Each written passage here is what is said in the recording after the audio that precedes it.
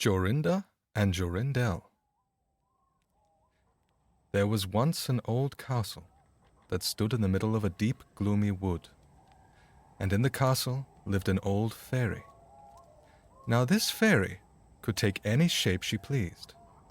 All the day long she flew about in the form of an owl, or crept about the country like a cat.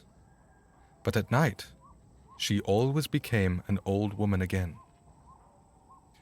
When any young man came within 100 paces of her castle, he became quite fixed and could not move a step till she came and set him free, which she would not do till he had given her his word never to come there again.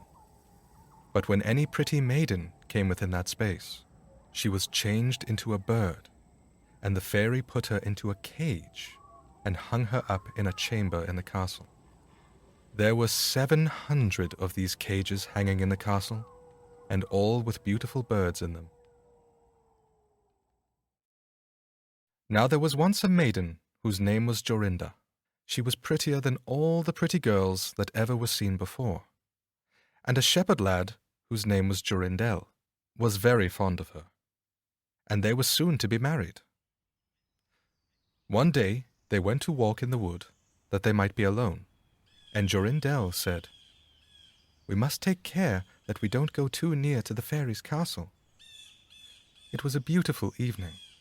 The last rays of the setting sun shone bright through the long stems of the trees upon the green underwood beneath, and the turtle doves sang from the tall birches.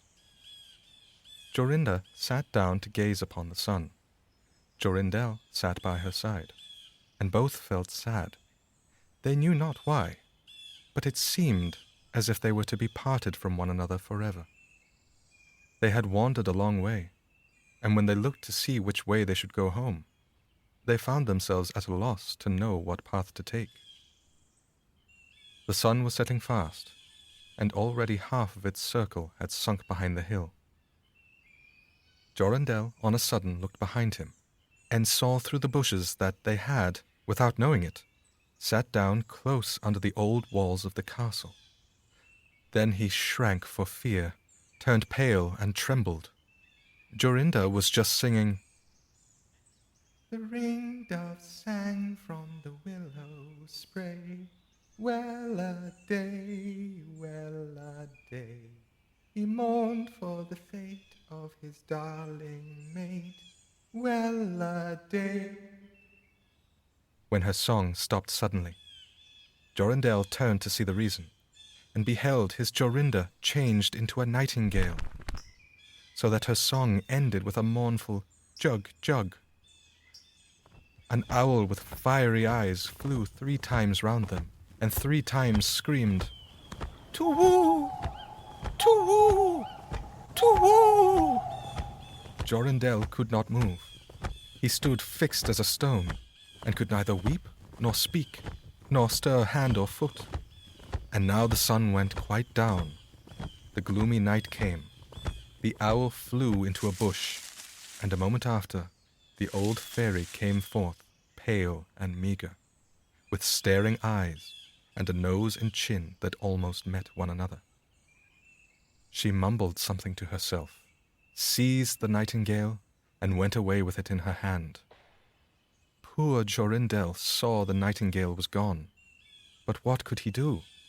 He could not speak, he could not move from the spot where he stood.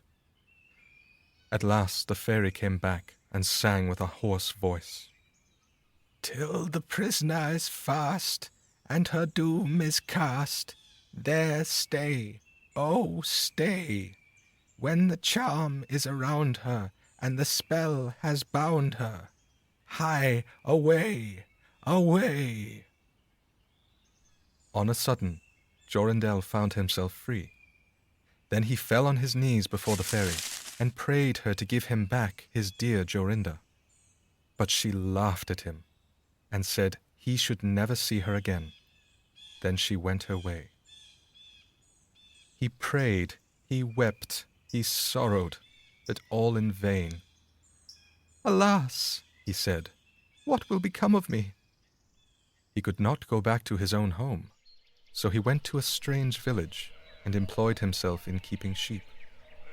Many a time did he walk round and round, as near to the hated castle as he dared go, but all in vain. He heard or saw nothing of Jorinda.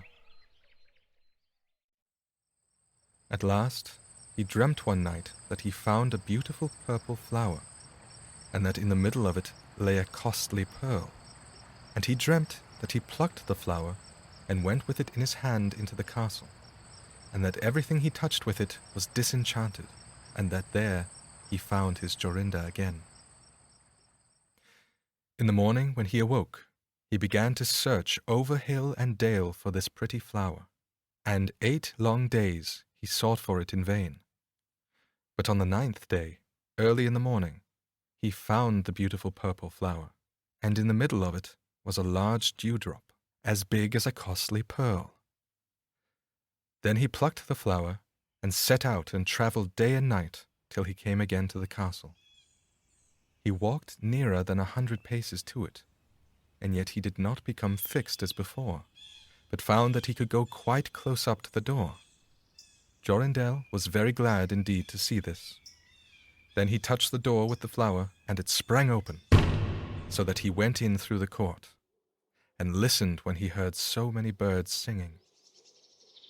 At last he came to the chamber where the fairy sat, with the 700 birds singing in the 700 cages. When she saw Jorindel, she was very angry, and screamed with rage. But she could not come within 2 yards of him, for the flower he held in his hand was his safeguard. He looked around at the birds, but alas, there were many, many nightingales. And how then should he find out which was his Jorinda? While he was thinking what to do, he saw the fairy had taken down one of the cages and was making the best of her way off through the door. He ran or flew after her, touched the cage with the flower, and Jorinda stood before him and threw her arms round his neck, looking as beautiful as ever, as beautiful as when they walked together in the wood. Then he touched all the other birds with the flower, so that they all took their old forms again.